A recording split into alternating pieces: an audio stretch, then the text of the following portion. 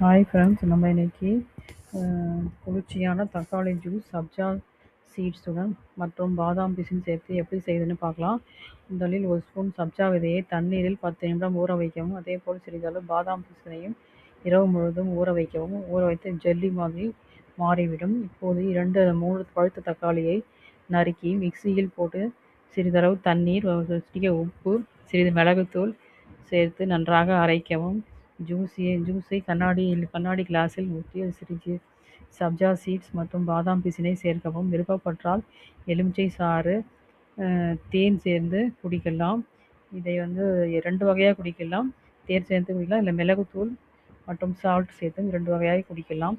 இது உடல் சூட்டை குறைக்கிறது, வயிறு குளிர்ச்சியாக இருக்க உதவுகிறது, செரிமானத்தை மேம்படுத்துகிறது, உடல் எடையை கட்டுப்படுத்தவும் பெரிதும் துணை புரிகிறது, நீர் சத்து அதிகரிக்க செய்கிறது. கோடை காலத்திற்கு இது சிறந்த ட்ரிங்க் ஆகும். இது பயன்படுத்தி பலன் பெறுவோம். தேங்க்யூ.